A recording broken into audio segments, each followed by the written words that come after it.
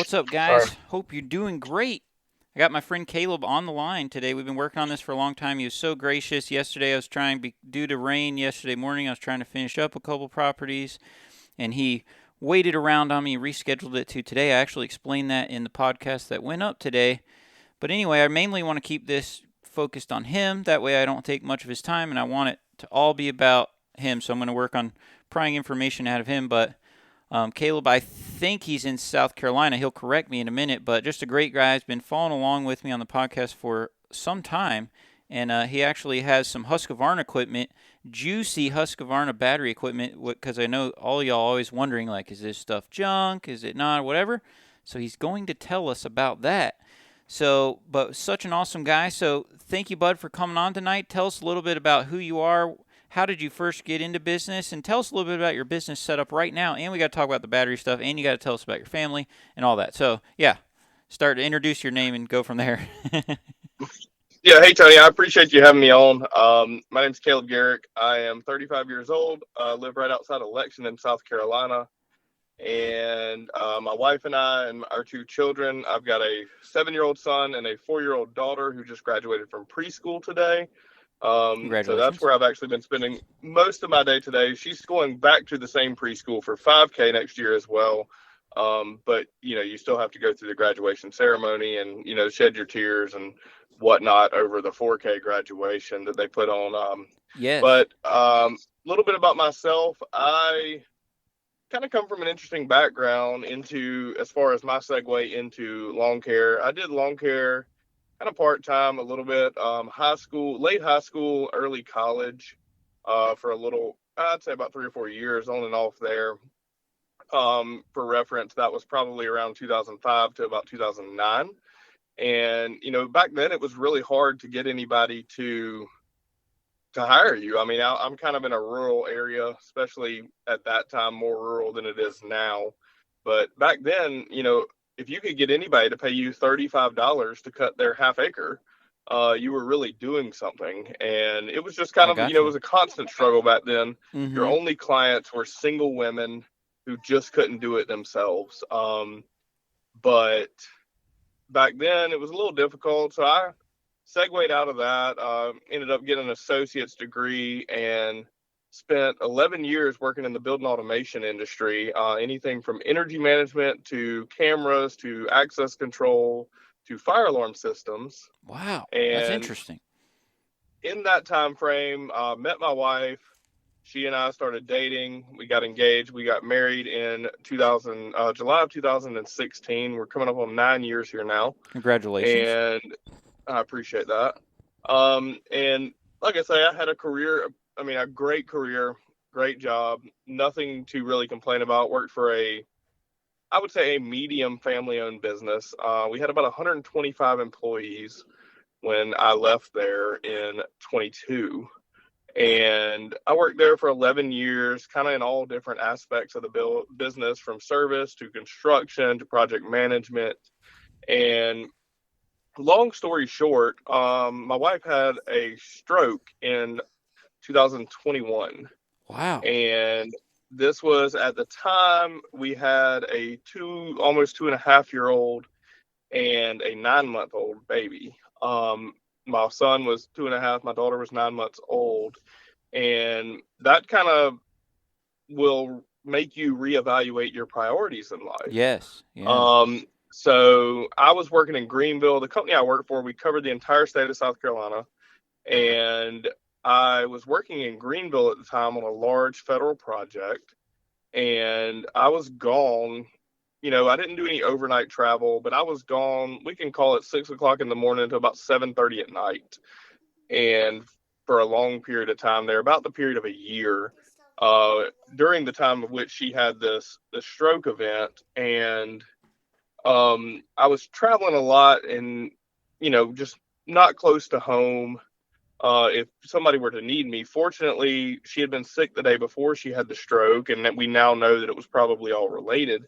So I had stayed home that day from work and taken my son to preschool and kept my daughter. So I was there to care for her when she needed to be taken to the hospital to be treated for that. And we got back.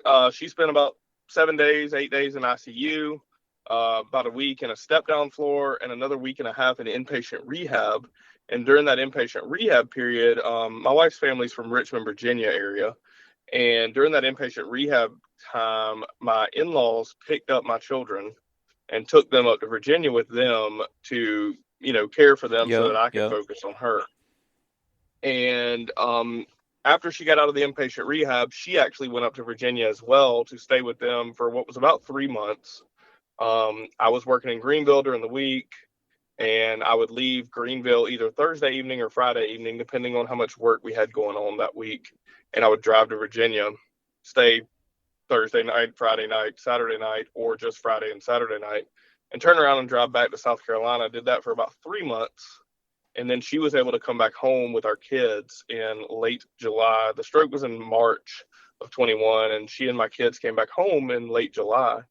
And that kind of started, the wheels in my head turning as to we may need to reevaluate some things and make sure that we're, available to be there during this season of raising young children, but also to be there for each other. And so my wife, her little background on her, she is a former kindergarten teacher in a public school system. She left that field when we had our second child pre-COVID. She actually resigned in January of 2020 and was able to miss all of the COVID era of teaching, with the exception of a little bit in the spring of that school year. Well, that's great. So it turned out to be a blessing in disguise. We Yeah. found out we were expecting our second, and childcare cost and elementary public school education salary just didn't make sense for us. Right. And as well as we wanted to prioritize, having her be a large part of raising our children when they were young, especially. Yes. So kind of we got through that period of time. She's recovered pretty well. Honestly, if you ever have the chance to meet her, truthfully, you would not know that she has gone through this event. All praise be to God there, as you and I both well know. But if you met her on the street today, you would never know that she had this medical event. We've had some other struggles over time. She still has a little bit of left side weakness and some, I would say, anxiety related issues, that have kind of come out of it. Right. But all things considered, you would not know that she's been through all that. So, like I say, we're very fortunate. We feel very blessed to be where we are. And all of this led me to, I wasn't looking for a job. Let me just be clear there. I was very happy where I was. I was well taken care of. It was a great place to work. They were extremely gracious to me during her health emergency. But we had recently sold our house and moved out of downtown Lexington to what is a small town called Gilbert, out on the outskirts of Lexington. And it was a little further away. So we were kind of looking for a new church. And we had explored this church out here in the area. It's called Lake Murray Baptist Church. Anybody that's familiar with the Midlands of South Carolina, Lake Murray is a large freshwater lake that was made man-made lake, probably around, it was a depression project. So it's been here about, my gosh, almost 90 years at this point. But we live out in that area now. So we visited this church for an Easter service. They had a large outdoor, everybody come to one service, Easter service, out on the front lawn Yep. in Yep. March of 2022. And we visited there, a lot of young families, a lot of large families, but a lot going on and happening in this church.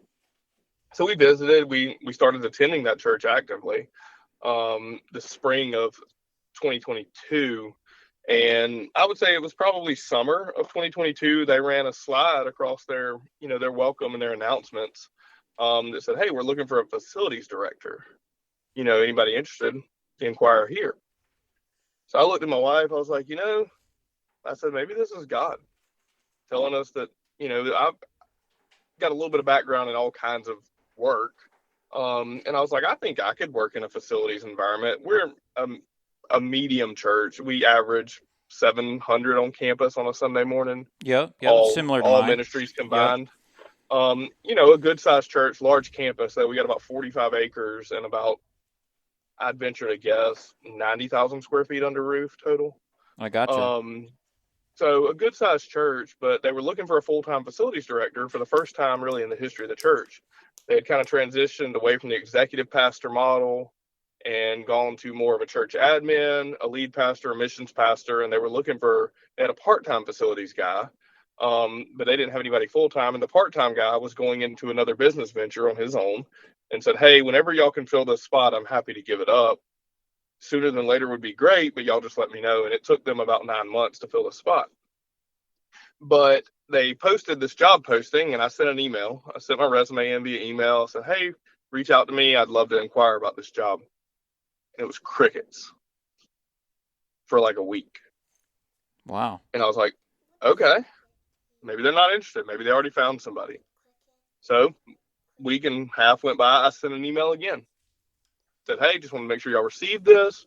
You know, if y'all have already filled the position, great. If you wouldn't mind, just please let me know so I can go on about my way. Crickets. Another week went by. I was like, you know what? I said, I'm going to pick up my phone. I said, I got to figure out what's going on here. So I picked up my phone, called the church, spoke with the receptionist there, the ministry assistant in the office, and she said, oh, well, that email that they have on that slide doesn't go anywhere. I said, okay. I said, well, can I speak to somebody? Want to send in a resume, inquire about this job. Yeah.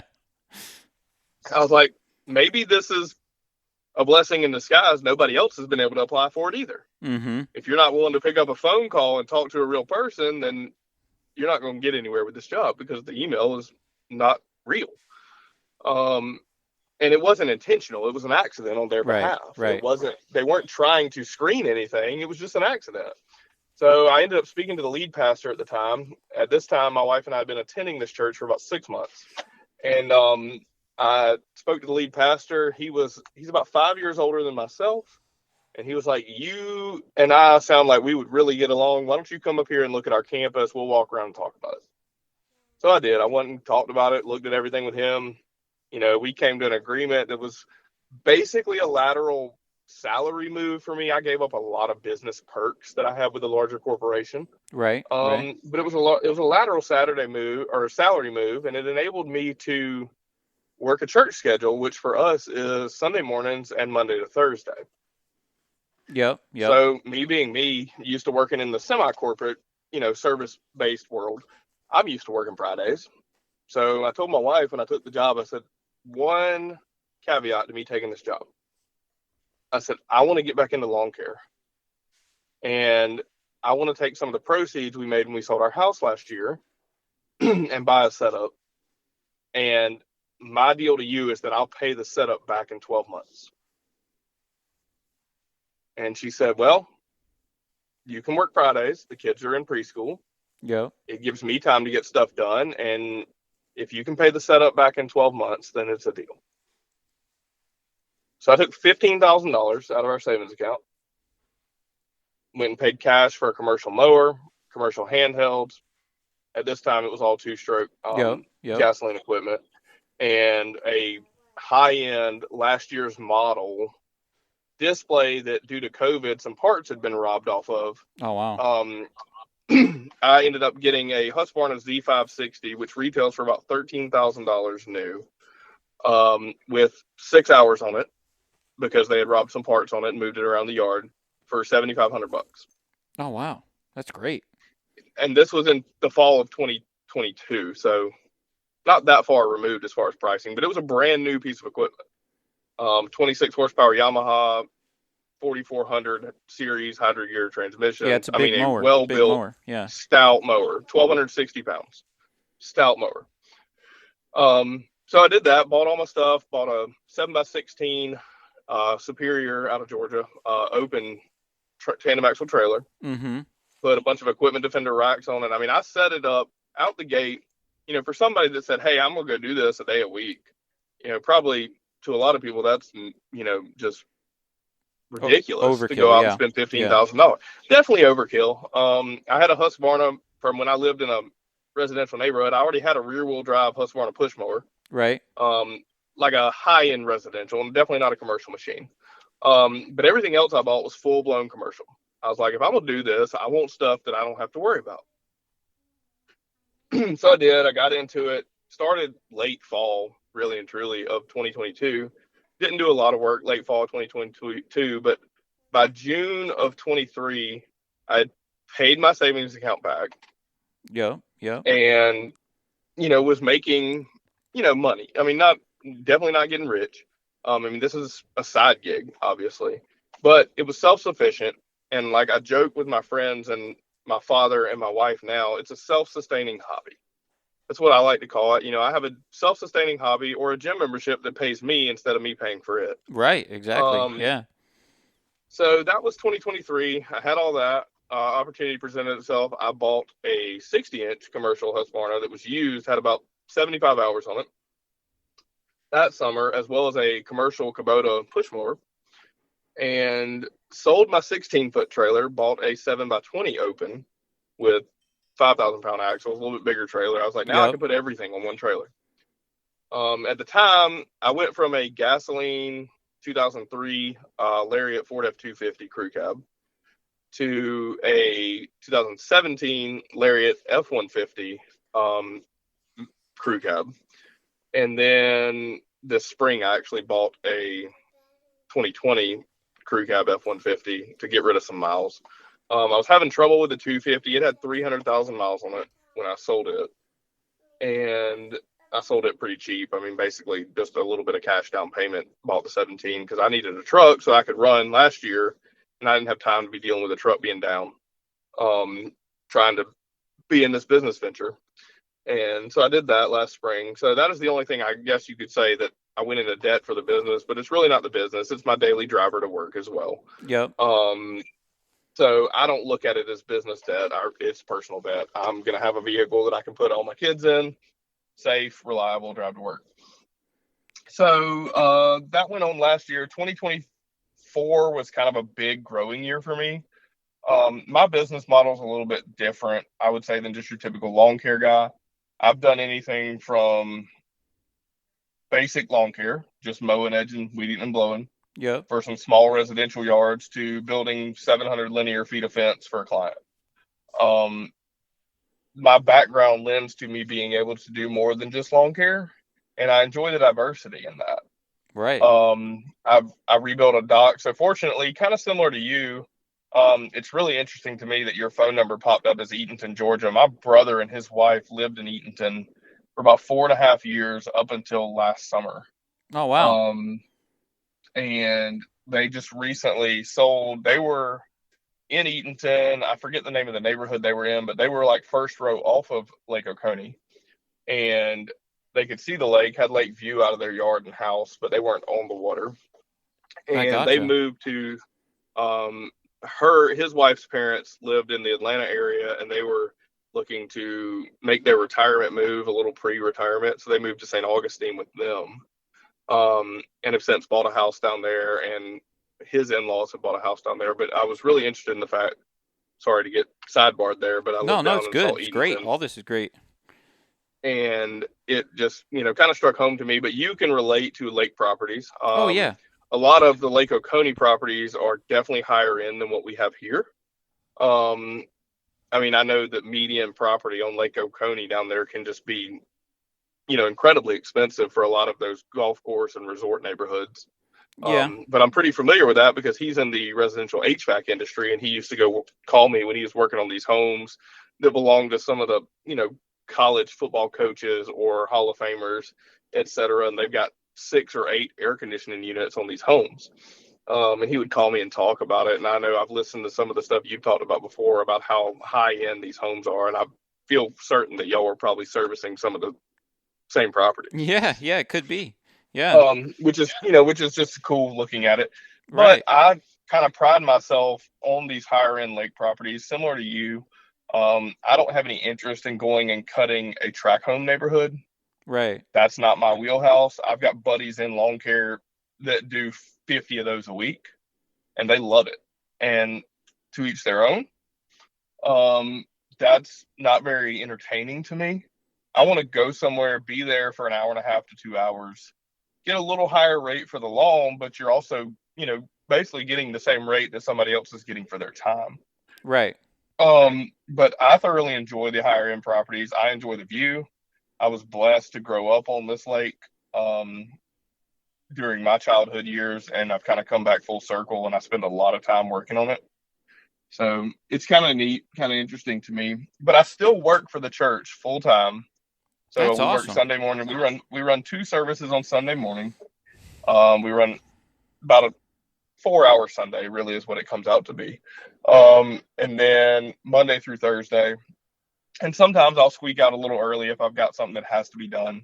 Like I did today. My daughter had the graduation this morning, and I left shortly thereafter to go work on a client's property this afternoon to get it ready for Mother's Day weekend, because Right. it's a second home to them, as you can relate to, I'm sure. Yeah, Second yeah. home to them, and they were coming into town, and they're like, "Hey, it'd be really nice if you could have this ready for us when we get to town, and that way you don't cut on your normal Friday, and we don't have to be interrupted in what we're doing this weekend." So I try and make arrangements where I can. I've got some flexibility at the church. I've been there about 3 years now. We're actually in the midst of a lot of transition. We got a few vacancies on staff, including our senior pastor. Um, but we're in a very good, healthy season for the church. The church is growing. The church is thriving, doing well. We saw almost 1,100 people on campus for Easter. Yep. So Yep. that's, that's about 70% more than our normal weekly attendance. So that's incredible to see for an Easter service. Yeah, that's awesome. Um, but yeah, so I bought up a bunch of equipment. I paid it back, faster than I thought it was. And I was like, there might be something to this. I was like, the market's changed a lot from when I did this 10 years ago. And you know how it is. You ride around, you see a lot of chucking of trucks. Oh And, yeah. I may be the guy that a lot of people refer to as the truck in the truck, chugging the truck. Now, personally, I don't look at myself. I think I carry my business a little bit higher than that. I've got branded apparel. I've got nice looking equipment, nice setups. I've got a 7x12 Vino's enclosed trailer that I typically run for my normal maintenance route. And I carry myself in a professional way. It's still just me.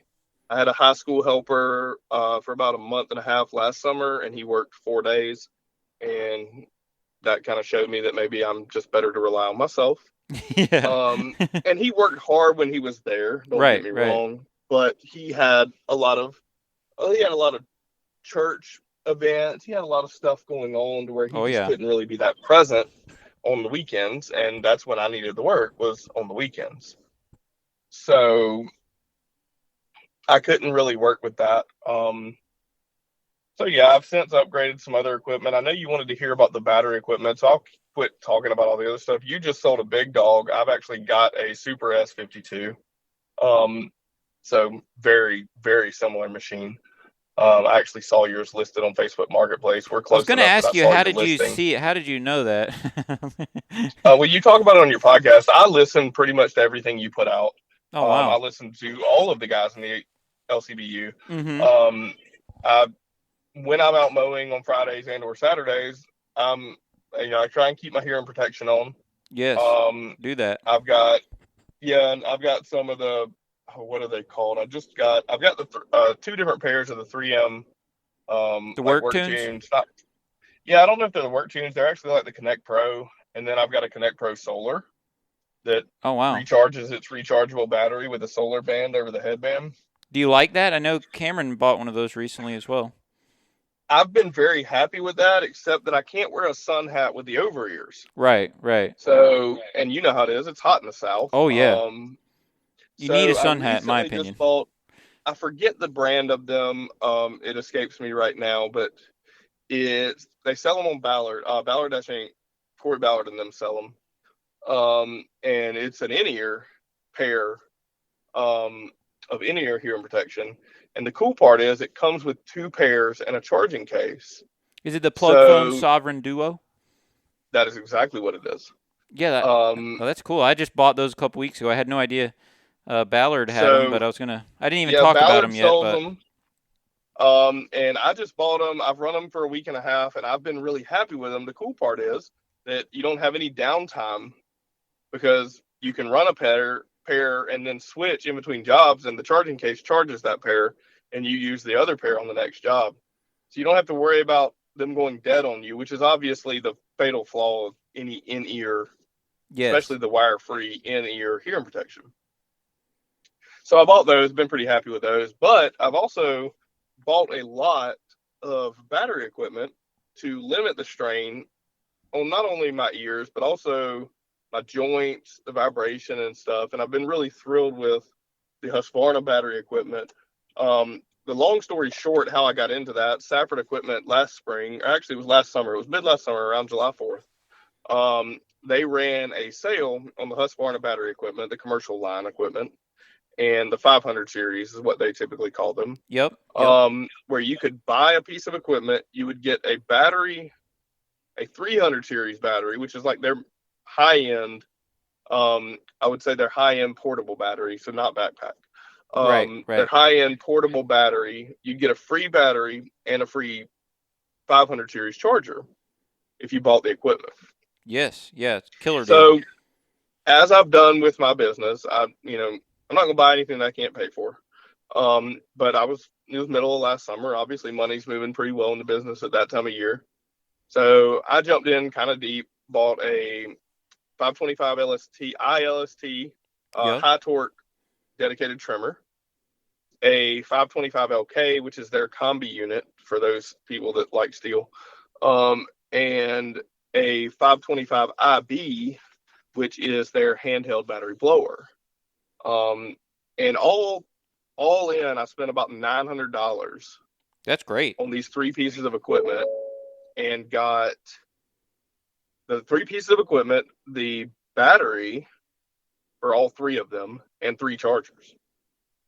So I was like, well, that's kind of neat. And at the time, I had a couple 500 series pieces of 2-stroke Husqvarna equipment, as well as an Echo PAS 2620. Yep. And I kind of bought that primarily because I wanted the Echo bed redefiner. Okay. I was real interested in that product specifically. So I bought a PAS 2620 with the trimmer head and the bed redefiner. I had a project I was working on, and I've always just thought it was kind of cool. I think Echo does the bed redefiner way better than Steel. Steel just has a curved steel blade, whereas the Echo is like a cast aluminum piece with carbide teeth. Oh, I gotcha. I've never ran one of those bed redefiners, so I don't know a lot about them. It's a heavy piece of equipment, and it will throw dirt from here across the street. Oh, wow. But it's really impressive. I did a little research on them. I knew Steel made one, Echo made one. Husqvarna didn't. I already had the Husqvarna Combi gas trimmer, but they don't make one. So I was looking for, at the time, this was pre-battery. I was looking for a backup trimmer, really, to my Husqvarna, and I ended up really falling in love with the PAS 2620. I think it's a more balanced trimmer than the 525 LK. And I think that's due that I think Husqvarna does really well on their dedicated trimmers. But their 525 LK was just a little, I didn't love the grip on it. It's really what it boiled down to. I've since bought a couple Darwin Grip Pros and kind of remedied that. Yeah. But I didn't love the factory grip on the Husqvarna 525 LK. So I really liked the PAS. I was using it for my regular trimming, and I wanted the bed definer, and I did the research, and I enjoy that product. It's pricey for an attachment, but if you've got a lot of, what do you call them, like free-form beds, a lot of unedged beds. Yep. It really, people that just want that sheer grass to mulch with that vertical lip, it's a great product for that. I've used it enough that I feel happy purchasing it. It's not a service that I'm going to go advertise because it's work. Right.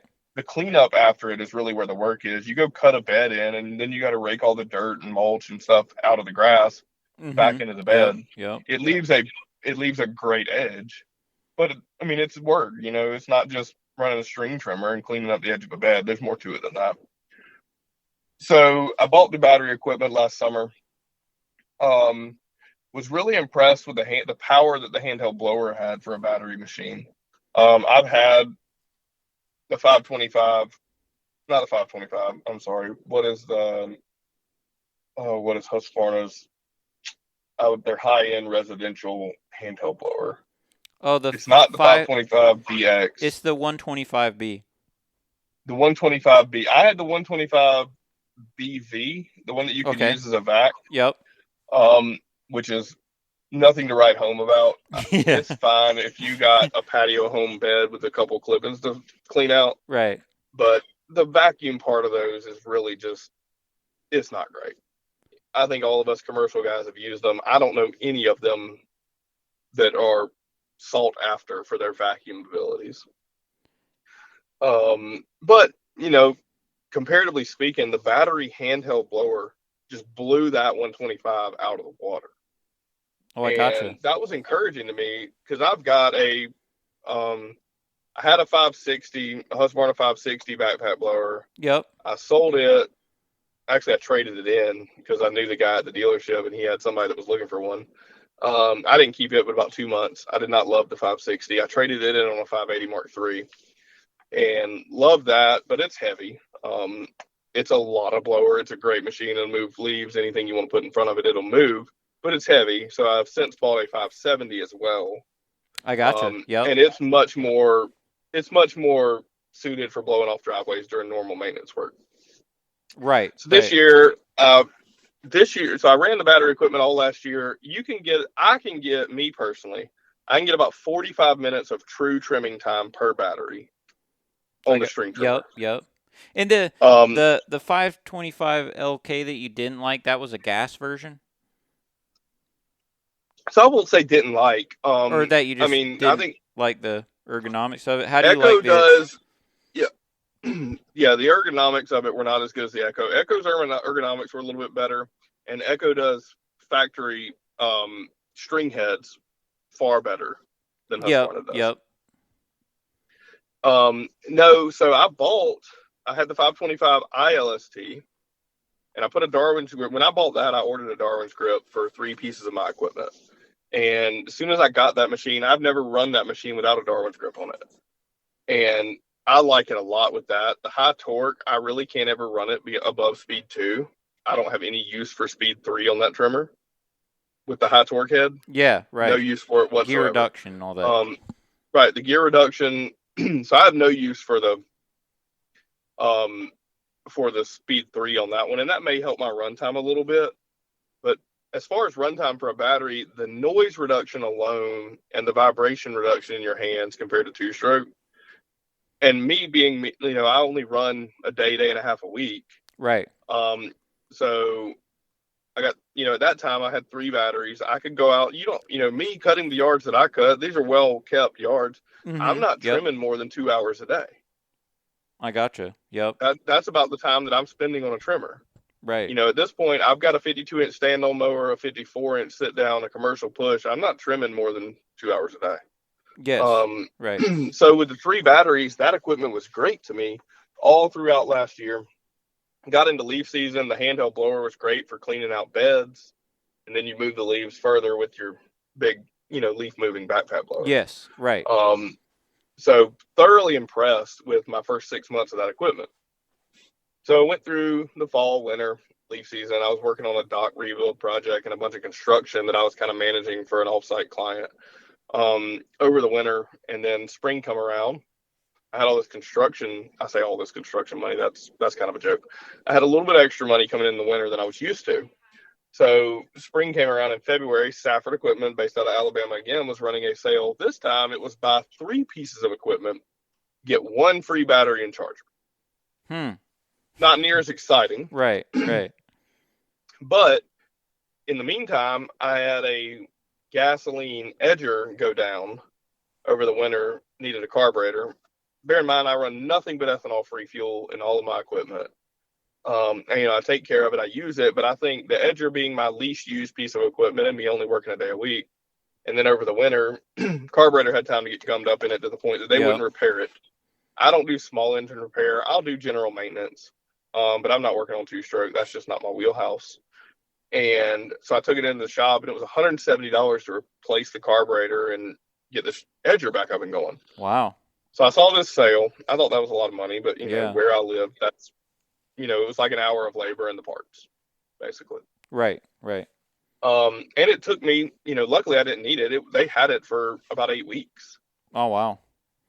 Over, waiting on part. They weren't a Husqvarna dealer. This was a Husqvarna piece of equipment. This dealer was closer to home, and they're a steel dealer. So it took them forever to get the part, I think, is what it kind of boiled down to. And they weren't in a rush to work on it because they didn't sell it. Right. They're not my normal dealer. They don't care. So in the meantime, I saw the sale at Safford to buy 3, get 1 free battery and charger. And I was like, well, I'd really like to have a battery edger because as little as I use my edger, by the way, shout out to the Golden Edge Pro Blades. I love those. I run them year round. I know some people only use them for like, you know, rough cleanup, but I find that they leave about the same edge that people get when they flip edge. Yeah. As far as the spacing, it's probably, a solid half-inch edge. Right. I have one. I And have a what do they call it? The Golden Edge. I don't know what you're talking about. The Golden Edge Pro. I yeah, mean, I have the one I with think it's the same thing. Man, that thing, you got to be careful with flinging dirt on people's garage doors and stuff with that thing too. You do have to be careful with that. It does fling, but I like the finished product. I'm not a huge fan of flip edging just because of the inconsistency compared to a blade. And the properties that, you and I take care of, the consistency is key. Right. But I wanted a more reliable edger, being a piece of equipment. I want to pick it up. It needs to work. If I need an edger, it's got to work that day. Especially my time frame. Again, like I say, I only work a day and a half a week. I don't have time to go buy another piece of equipment and finish my job that day. I've got to finish my job while I'm there. Right. So I bought a battery edger, and I wanted. So this is kind of just me being me. I've always wanted to own a top handle chainsaw. Yep. I don't do any tree work. I will not climb a tree. I'm not in tree business. That will be left to the arborists and the tree professionals. But I like it for the portability for pruning. Right. Living up trees, stuff like that. So they had a battery. They have I think they call it the 540 Mark, T540 Mark III battery chainsaw. It's a top handle? Got it with a 16-inch top handle battery chainsaw, full pro saw. Just for reference, a $600 chainsaw with no battery. Right. So I bought the battery edger. I bought that, and then I was like, well, I already have the articulating hedge trimmer attachment for my gasoline Husqvarna equipment. So I bought another 525 combi unit so that I could just leave it dedicated, or 525i battery combi unit. Yep. So that I could just leave it as a dedicated battery hedge trimmer with the articulating head on it. That'd be a sweet setup. Picked up another charger, another battery. And then while I was browsing around, I realized that they actually had a sale on the battery backpack blowers. They call it a 550 IBTX, I believe. Yep, I think that's right. And it is a 31. So Husqvarna battery equipment, the pro stuff, runs on a 36 volt platform. Yep. The BLI 300 batteries that I use in all my handheld stuff are a 9.6 amp hour battery. Right. So a pretty large capacity battery there. Oh, yeah. And then the blower, it's not the strongest blower on the market. It's not going to touch my 570 or 580. It's right at really in the same power band as my 550 or my 525 handheld battery blower. But you get to remove the weight from your hands and put it on your back. And the runtime you get, their backpack battery is 31.1 amp hours. Right. So the runtime's incredible. And, true ergonomic handheld, the hand controls of a backpack blower, you got a cruise control, speed setting, all your normal stuff on the battery side. And they had it wasn't really on sale for the product. I think the product sells for $1,150 with the battery. You get the blower, the backpack battery, as well as an adapter to plug it into your handheld stuff and a harness if you were to choose that. But it came with a free backpack battery, which they sell for $1,150. So you got 2 backpack batteries, is what you're saying? 2 backpack batteries and the blower. I think all said and done, it was like $1,300 because you had to pay a hazmat shipping fee. Yep. Because there's so much lithium in that battery. They charge you like a $75 hazmat fee when you buy that. That's still a great price, though, for 2 backpack batteries. Right. And so I've run the backpack battery blower, like I said, this time of year, normal maintenance work, it's a great piece of equipment. It's so much quieter. It doesn't vibrate at all. Because, for reference, my 580 BTS Mark III is an 80cc backpack blower. Yeah, it vibrates. Yeah, I have one For too. those of us that have, grown up in the country, that's walking around with a dirt bike on your back. Oh yeah. Um, it's and so the backpack battery blower, I'm not going to sit here and lie to anybody and say it's lightweight Right. because it's not. It's truthfully about the same weight as my 570 or 580, but it doesn't vibrate off your back and it doesn't ring your ears with hearing protection after you run it for an hour. Right. So Yes. I've thoroughly enjoyed it for what it is, but at the same time, I received 2 backpack batteries, 2 harnesses, and 2 of the adapter cables. So one of them I leave plugged into one of my chargers. So I just I've got a 10 by 20 shed at my house, Yep. and Yep. I keep my 4 chargers plugged in. I wired the shed myself, ran the 100 amp service to it and wired it myself. And I ran all of the receptacles on dedicated circuits. So I've got a bank of receptacles down the wall that each have their dedicated home run power circuit. So I can plug these hydro chargers into it Yes. Right. and, keep a row of them running right there and not worry about tripping breakers or anything funny happening with the electrical. Because I've learned from experience, if you take them in your house and you plug 3 of them in one room, it'll trip your breaker. They pull enough current that they pull about 10 amps on high load. You're just not going to get 3 of them in a room Right. unless you have Yes. dedicated receptacles. Yep.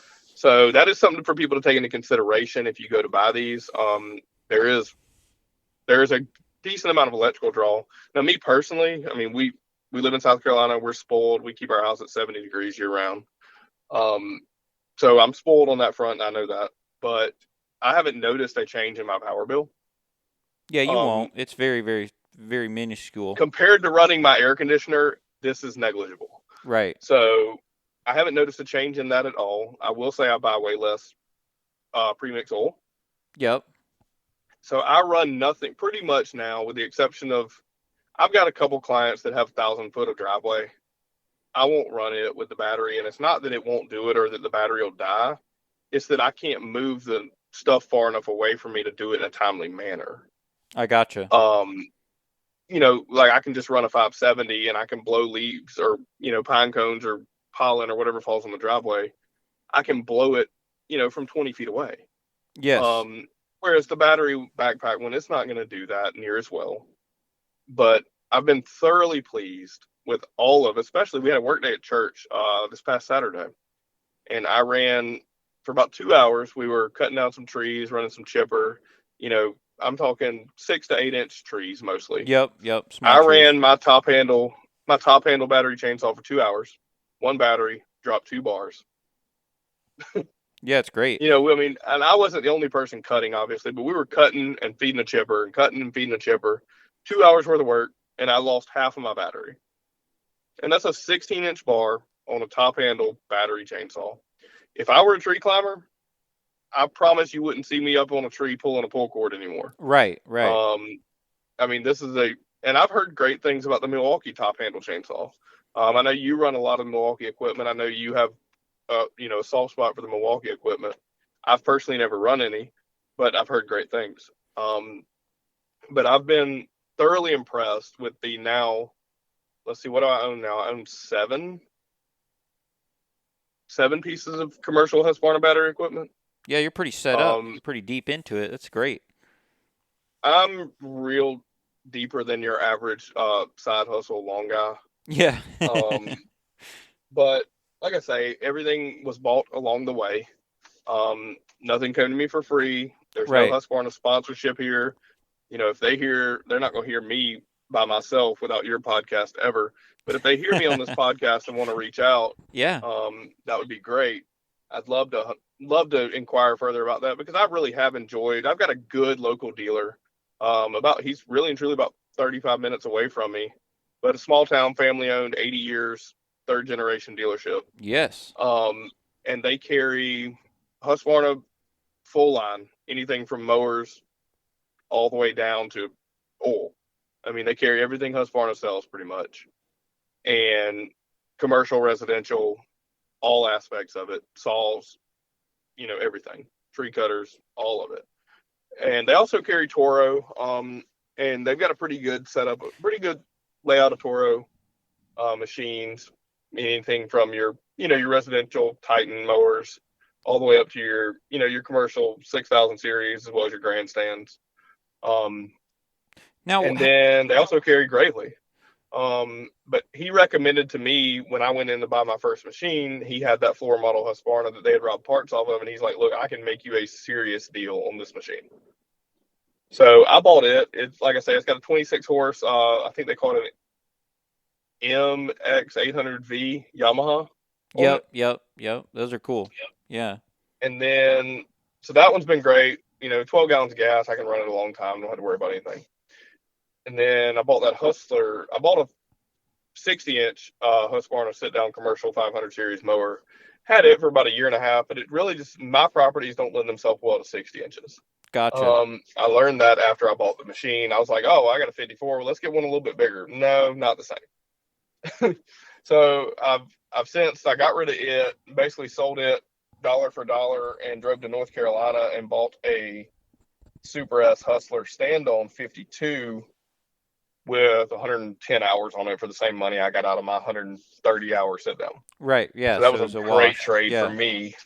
It was a So wash, didn't cost me anything. are you Go ahead. like running the 20-foot trailer every day, or are you running the enclosed trailer every day? Like how, and has all the battery equipment like up on the walls, or like how you doing that? I need to wrap this So up because your family's waiting on yeah, you. So yeah. Sorry, got a little long-winded there. I no, you're shouldn't do great. that, but I've got So my first 16-foot trailer, I ran Equipment Defender. They were great, but I caught a good sale on some Green Touch um, racks for my enclosed trailer. My enclosed trailer is my daily.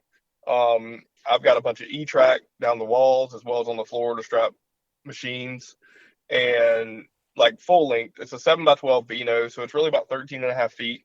Single Yes. axle, 3,500 pound axle. So I will only run one of my big machines at a time. I Right. can get both of them physically in there, but you cannot move. And Yeah. it's Yeah. really kind of teetering on the high end of the weight capacity of that trailer. Right. But with It'll one, pull you're it. I okay. mean, But yeah, with one, both of those machines are 11 to 1,200 pounds. So with one, you're golden. And so I've got a 3 trimmer rack from Green Touch. No, I'm sorry, I've got a Green Touch 4 trimmer rack on the left hand side of my trailer, the non-door side, because I've got a man door on the side. It's a ramp gate trailer, yep. and then I got a man door on the passenger side. So on the non-door side, I got a 4 trimmer rack. I keep my edger up top, and then I run 3 of my trimmers below that. And then up front on the V-nose panels, I've got short strips of E-track, high and then down low strip. And I keep my battery blower and my gas blower on opposing sides up there, with the tubes facing up, and I just strap Yep. them on the E-track with an E-track bungee. And then down the other side, I've got a couple Tractor Supply sells a good medium tray, they call it. But my batteries fit well in there, as well as, your normal like quart size bottles of, Yep. basic Roundup, oil, Yep. whatever, fit well in there. So I've got a couple of those on the E-track. And then I've actually got an E-track mount on that side. DC Cargo makes it. You can get them on Amazon. And it's designed as like a trimmer rack, but it works great. So I've got a telescopic Husqvarna gasoline pole saw, and then like a 13-foot telescopic pole saw, and then the hedge trimmer as well. This rack works great for that on the E-track because you can adjust it for the different shafts. So that's what I like about it. That's the one, if you want to call it a flaw of the Green Touch. I think you can get an attachment for it, but you can't put a pole saw or a hedge trimmer, and I'm talking like a long straight shaft trimmer, on those pieces of rack. Right. I gotcha. Yep. So I've got the E-track like 6-foot strip down the passenger side of my trailer that I run the longer piece of equipment on, and I can adjust it as I need to. Yeah. Guys And rig then it I up keep, and like set them up on the top and stuff. You can do yeah, that, but but if you look at the E-track, I mean, E-track's a good cheap storage solution for an enclosed trailer, especially. yes. And then DC Cargo, I think these brackets were $40, and they got a spring-loaded like T-handle latch that comes over the shaft and holds them in there, so they won't bounce out. They don't move around. I've been thoroughly impressed with it for a high mount, like I say, a high mount rack for a hedge trimmer or a pole saw or something you don't normally carry. Right. Um, they've been great for that. Even if if you were a pressure washing guy and you had one of those extension wands or something, I think it would work great for that. And it's got a little bit more leeway for the pole saws have a larger shaft on them than the box brackets that come with the Green Touch and stuff. So it's got plenty of room for those things. Works really well for that. And then I carry one of those high volume 5 gallon like high flow gas cans up front, bungee corded into the E-track.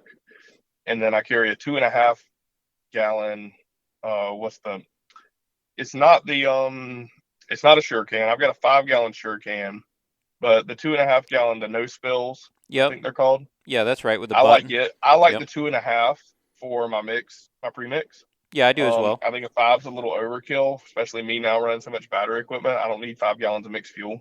Right. I am a little spoiled. During the hurricane last year, I know a guy that sells fuel tanks, so I put a 150 gallon fuel tank at the house, and I get ethanol free delivered to the house. Oh, that's great. And I got a 12-volt pump on that, and so I just fuel up at the house. It limits my gas station stops, which is efficiency. And Yes. if you're a guy like me that's kind of dependent on one day, I need to leave the house with what I need and come back when I'm done. I don't need to be here, there, and everywhere Yep. trying to Running figure errands everything and out in the stuff. Yeah. meantime.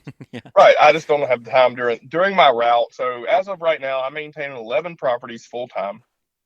Um, let's see, one, two, three, four. Four of those are weekly. Yep. And of those four that are weekly, two of them are, you could call it maintaining approximately 2 acres. Yeah, yeah. So there's a bunch of property there. So they take me about 2 hours a piece on two of them. And then the couple other ones are smaller. But I got the four that are weekly, and then distributed evenly across split weeks, I've got 7 more biweekly clients. That's awesome. So I am well covered up most of the time. Yes. Yeah, because that's a lot to try to manage that schedule. Well, and my route density is not superb. Well, that's fine. I've got If you're one. getting paid good with them, it's good. I get paid well for the ones that I do. I got 3 properties that I do that are about 30 minutes from the house, but that's a childhood friend of mine and then a couple neighbors. And then I've got one property out by itself that's about 18 minutes for me, but I'm there 2 hours once I get there, and it's $120 a week. So it's worth it by itself. So the properties that I have are good. I've been very blessed. Like I say, I work for a church. I attribute most of my blessing to the Lord. I mean, there's no way Absolutely that I'd be where I am right now if I hadn't been given the unique situational opportunities ultimately from Him that led me to where I am right now. But I stay pretty busy. I've got 2 young kids. I'm home. I try and be home for dinner every night. I take my son to school every day. I'm just very happy to be where I am. Yeah, it's I great. toss around the long-term goal of being a solo self-employed operator like yourself. Right. I'm still young enough, I feel like I'm older than I should be looking at that. But No, at the no, same not at time, all. if you really look at the statistics, I mean, most entrepreneurs step into entrepreneurship in their mid 40s. Yes. Statistically, mid 40s is average. So I'm definitely well within the window to consider it. I mean, based on what I make at my day job versus what I make when I'm doing the lawns, I mean, financially, there's a lot of opportunity there. Yes. All said and done, my salary at this point is about 50-50. I gotcha. It's not quite 50-50, but it's close to 50-50. And that's with a day to a day and a half a week versus 5 days a week. Right. So my visionary goal is to go solo, self-employed, maybe pick up a helper, and work 4.5 days a week and make the same money that I'm making right now. Like, I don't want more.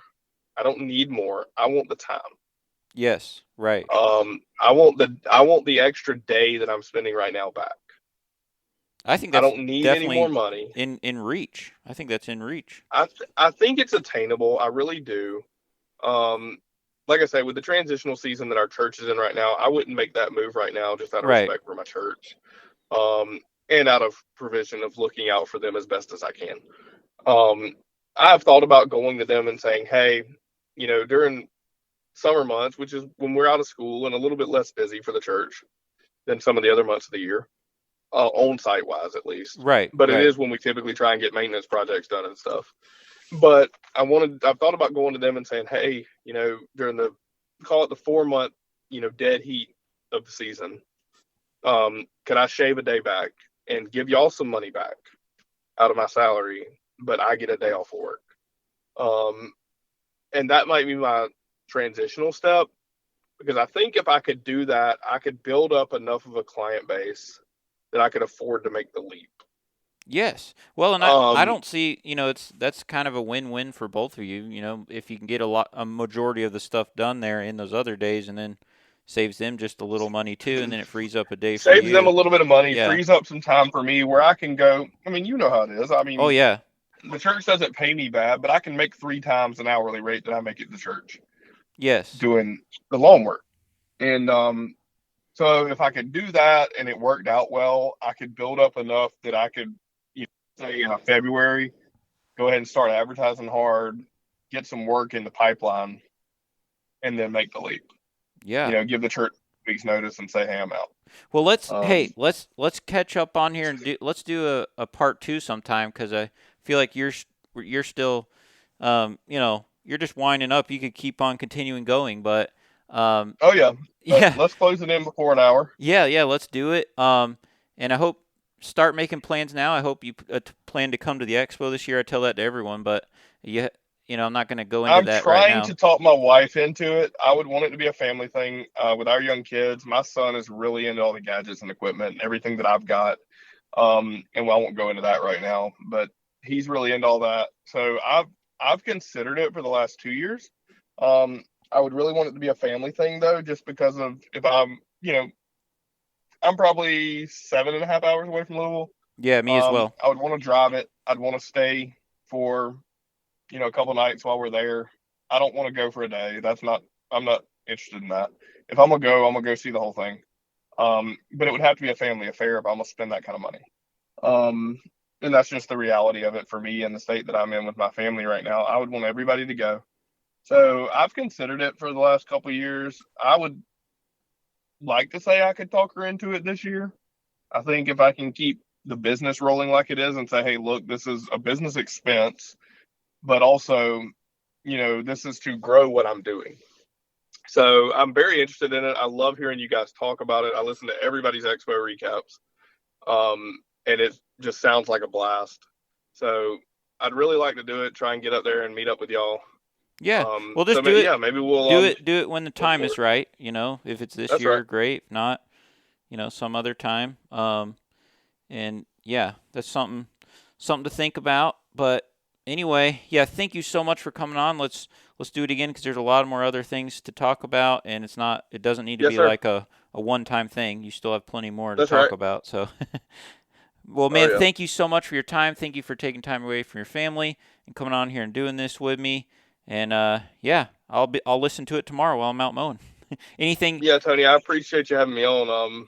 Can Like I you say, I'll Can you leave go the ahead. guys with any like contact information for you if they like had a question about something? Could you do Yeah, that? so I do not have a website at this time. I just really don't have That's a fine. need for the marketing Yeah. that comes with it.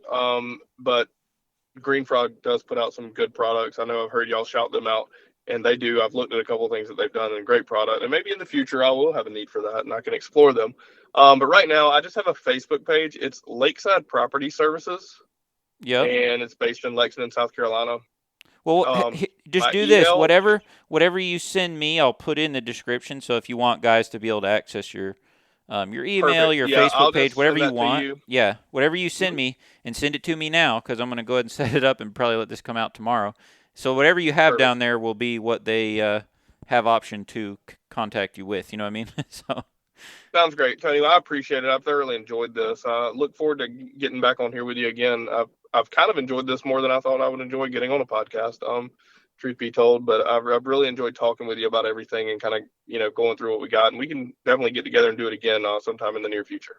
All right, bud. Well, thank you so much. And yeah, I agree. Let's get on, talk more about all the things. And you gave us a, quick recap, but there's always more to go into. And yeah, so I appreciate your time and thank you so much. Thank you for your friendship. Thank you for staying in contact with me for a number of years. And sorry I haven't had you on here before now. You know, All good. I'm just a small fish. no, no, not at all. All right, bud. You have a great night. I'll talk to you later. Thanks, Tony. You do the same. See you, bud. Bye bye. There you guys have it. Wow, he could roll, baby. Yeah, that was great. That was great. I'll have his stuff down below if you have a question about Husqvarna equipment, stuff like that. Yeah, I don't know what else to tell you. I'll have to, I ramble more about on my own and my own podcast on the other days. You know what I'm saying? So for now, that's it. Thank you guys for listening. See you later.